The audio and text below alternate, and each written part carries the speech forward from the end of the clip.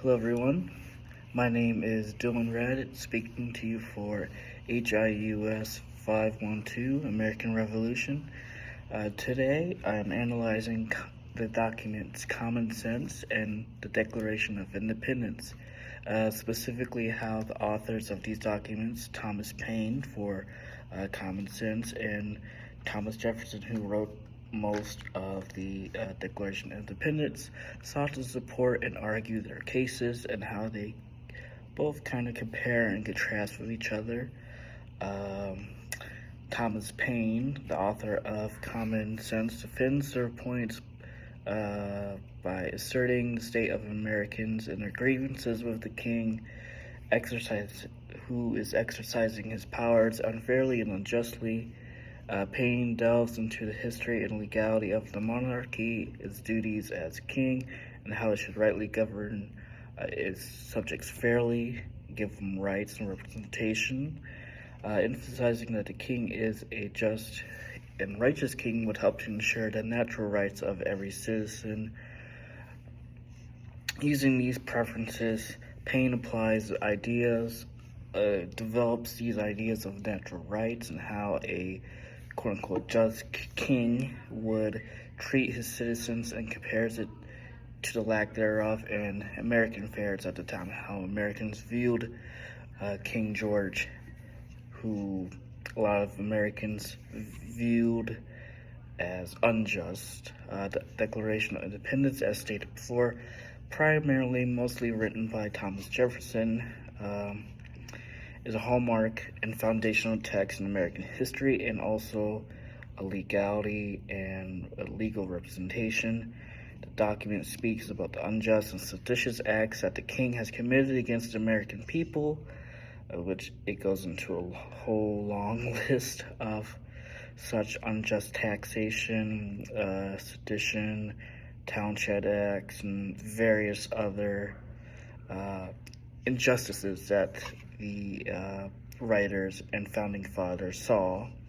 The author labels various events, reasons for these claims of unjust and unfair acts placed by Parliament through the will of the king.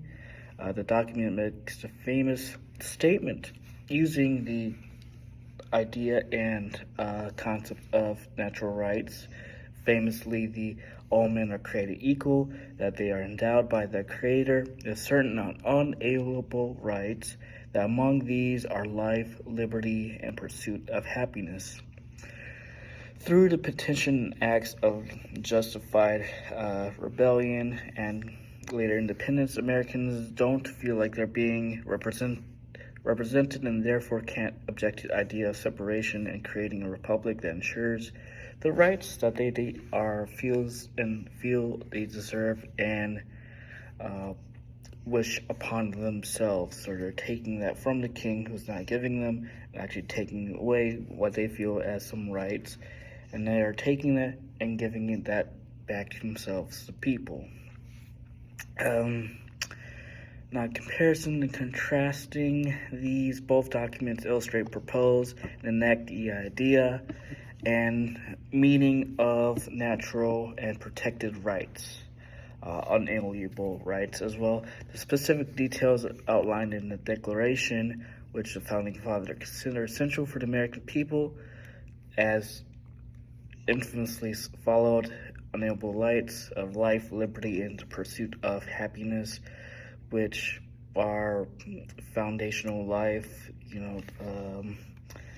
the right of living and being able to live economically, politically, socially, spiritually. Even you can make that liberty, which is, as you've read in this class, has a lot of broad and also specific meanings to that. And pursuit of happiness, meaning that a lot of people have ascribed that to being able to start a business,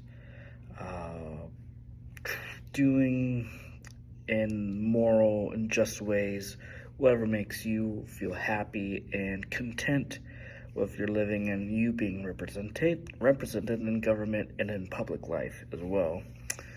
Both documents are political in nature, but Common Sense is more of a pamphlet than a formal document focused on government and independence, which at first, but then also it kind of became political in its own right, so I don't know why I did that. But Common Sense outlined grievances and gave idea of natural rights to colonial America, justifying representation. Both documents state that it was not guaranteed or practiced by the king due to his actions. And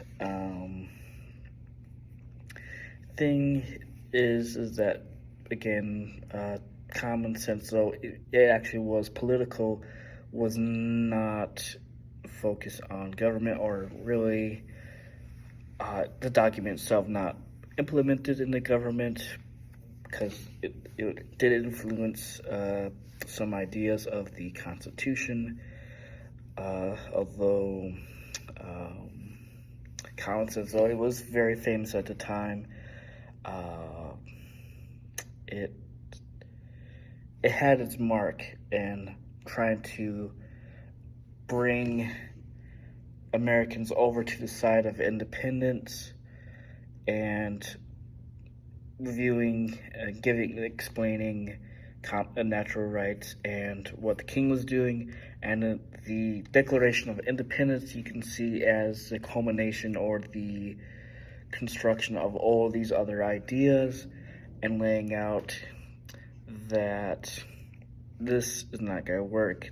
These are the things that have happened, and we are declaring independence to ensure our own rights, liberty, and pursuit of happiness, and that everyone here is theoretically represented equally and will get the same rights, and there will be same representation for everyone, because the king was not representing us in parliament and not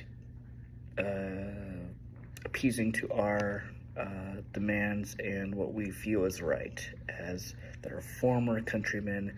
Now we're going to make a new country. So that was what both documents were saying, and that's all I have for this. Thank you very much for watching, and hopefully I'll see you another time. Bye.